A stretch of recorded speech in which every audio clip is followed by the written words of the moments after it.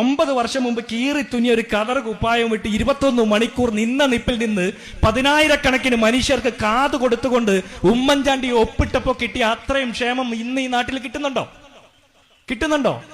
ഉമ്മൻചാണ്ടിയിൽ നിന്ന് പിണറായി വിജയനിലേക്കുള്ള ദൂരമാണ് കേരളത്തിന്റെ ദുരവസ്ഥയുടെ ആഴം.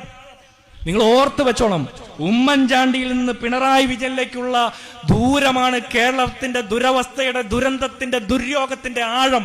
അതിന് കാരണം ഉമ്മൻചാണ്ടി ഒപ്പിട്ട് കരുണ കൊടുത്തത്, ഉമ്മൻചാണ്ടി ഒപ്പിട്ട് ജീവിതത്തിന് വെളിച്ചം പകർന്നത് കോൺഗ്രസ്സുകാരന് മാത്രമായിരുന്നില്ല, മാർക്സിസ്റ്റ് പാർട്ടിക്കാരനും BJP-കാരനും ഉൾപ്പെടെയുള്ള ആളുകൾക്ക്.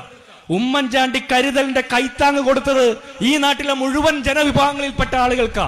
ഉമ്മൻചാണ്ടിയുടെ സമയത്ത് കാരുണ്യ ചികിത്സാ പദ്ധതി ഉണ്ടായിരുന്നു, കാരുണ്യ ഇൻഷുറൻസ് പദ്ധതി ഉണ്ടായിരുന്നു.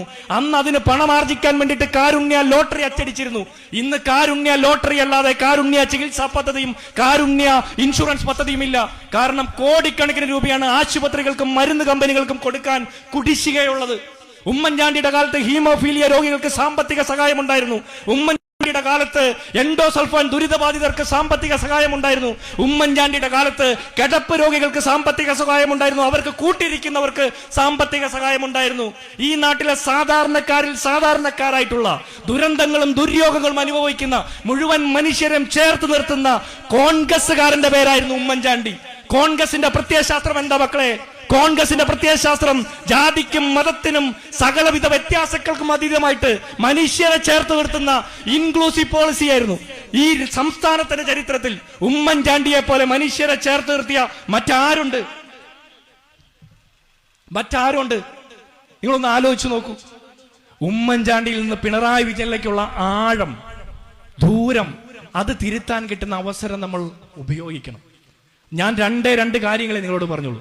ഒന്ന്, നമ്മൾ കഴിഞ്ഞ 9 വർഷക്കാലം അനുഭവിച്ചു കൊണ്ടിരിക്കുന്ന ഓരോ ദുര്യോഗങ്ങളും ഓർത്തെടുക്കണം. നാഗലശ്ശേരി പഞ്ചായത്തിൽ പതിറ്റാണ്ടുകളായിട്ട് നിങ്ങൾ അനുഭവിക്കുന്ന ഓരോ പ്രയാസങ്ങളെയും ഓർത്തെടുത്തുകിട്ട് വേണം പോളിംഗ് ബൂത്തിലേക്ക് പോകാൻ. രണ്ടാമത്തത്, നമ്മുടെ പരിച എന്ന് പറഞ്ഞാൽ നമ്മുടെ വാക്ക് മാത്രം. നിരന്തരം സംസാരിച്ചുകൊണ്ടും സമ്മതിച്ചുകൊണ്ടും മാത്രമേ സമരം ചെയ്യാൻ പറ്റൂ. ആളുകളുടെ തലയടിച്ചു പൊട്ടിച്ചും സർക്കാർ ബസ്സുകൾ കത്തിച്ചും വഴിയാത്ര തടസ്സപ്പെടുത്തിയുമല്ല സമരം നടത്തേണ്ടത്. നമ്മൾ സംസാരിച്ചു കൊണ്ടിരിക്കുക.